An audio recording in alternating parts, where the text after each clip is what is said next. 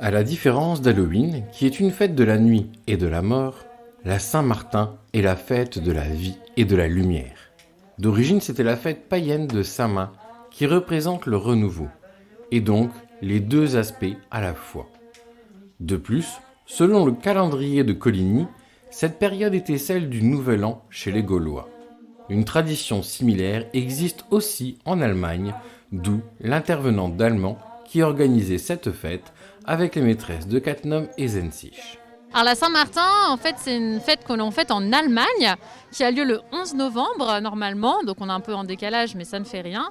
Et c'est une fête, donc c'est pour la Saint-Martin, c'est un saint, donc c'est un chevalier qui a partagé son manteau avec un homme pauvre, nu et qui vivait dans la rue. Donc voilà, il a partagé son manteau, ce qui fait qu'en fait c'est le saint du partage qui fait attention aux autres et aux pauvres. Saviez-vous que la partie donnée aux pauvres était la doublure de son manteau, appelé communément cape ? Ce mot est à l'origine du mot chapelle.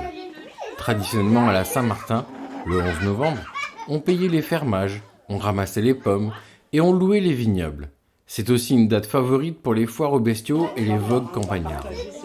Martin est peut-être le plus grand saint de France car il évangélisa la Gaule, devint évêque de Tours et établit le premier couvent de moines.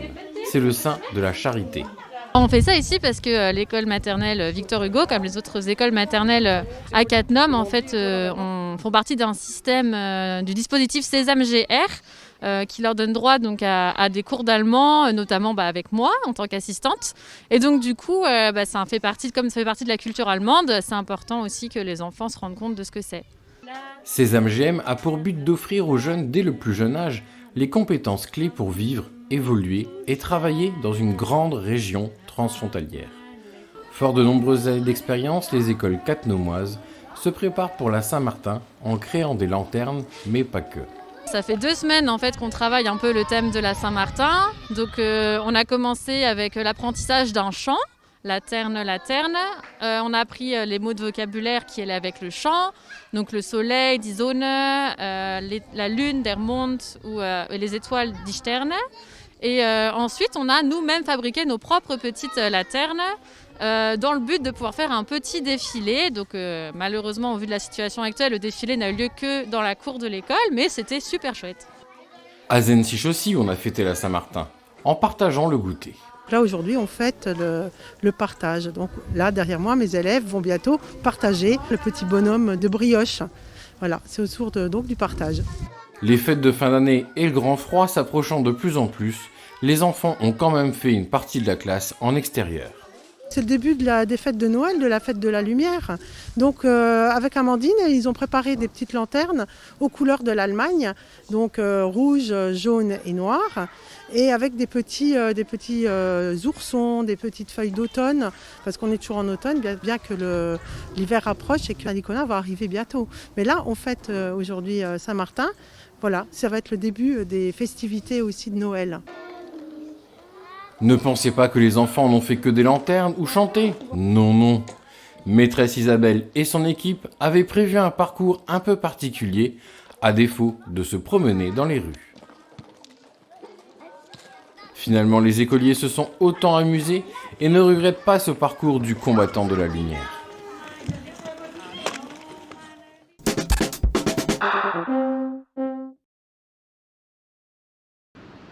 Savez-vous que vous pouvez passer votre examen du code de la route tout près de chez vous ? Et ce, même en étant confiné. Le contrôle technique cattenomois met à disposition une salle privative pour passer son examen du code de la route. Alors, Autosécurité fait partie du groupe SGS. SGS a créé Objectif Code et donc les centres de contrôle ont été sollicités en fonction de l'endroit où ils se trouvent et du potentiel par rapport au nombre d'auto-écoles pour accepter ou non de faire passer l'examen du code de la route. Plus besoin de se déplacer à Thionville accompagné d'une 50aine d'autres candidats. Nous avons posé les questions à notre auto-école pour savoir quels étaient les avantages. Les avantages, c'est que pour ceux qui sont timides, on peut se retrouver seul. Et comme on est sur sa tablette, eh ben, on peut se concentrer que sur sa série. D'accord ? Après, quand on était dans une grande salle avec 40 personnes, on avait tous la même série déjà, et on avait vite fait de se laisser perturber parce qu'on a forcément l'œil qui part à gauche ou à droite, et on n'aura pas forcément les mêmes résultats. Donc là, ça mettait un peu les gens en porte-à-faux. Tandis que là, ils sont plusieurs, même s'ils sont plusieurs dans une salle sur leur tablette, personne n'a la même série. Donc du coup, on est obligé de se concentrer sur sa série et pas celle du voisin. Les règles sont les mêmes, sur 40 questions, le candidat a le droit à 5 erreurs au maximum. Mais les questions ont changé. Les nouvelles questions abordent l'éco-conduite, le secourisme ou encore les nouvelles technologies. Mais comment fait-on à présent pour s'inscrire ? Les inscriptions se font en ligne par l'auto-école. Ensuite, le jeune arrive, il présente sa pièce d'identité, sa convocation. Nous, on a la tablette, on scanne, avec le QR code, on a tous les éléments en fait. On les installe dans la pièce, ils sont tout seuls parce que chez nous c'est en individuel. Et ensuite, on ferme la porte en ayant pris soin qu'ils mettent de côté leur téléphone portable ou leur sac à main. Et ensuite, ils ont entre 20 et 30 minutes pour effectuer l'examen. Le centre d'examen est habilité à recevoir les candidats passant le code de la route pour le permis B. Mais il est aussi possible de passer la théorie pour le permis moto, poids lourd et prochainement le permis bateau. Bien que les auto-écoles soient toujours fermées, les élèves peuvent quand même passer leurs examens. C'est-à-dire qu'actuellement, on est confinés, comme tout le monde. On a le droit d'emmener les élèves, d'emmener, c'est un bien grand mot, on a le droit de retrouver les élèves sur le centre d'examen, de leur faire passer le permis sans préparation.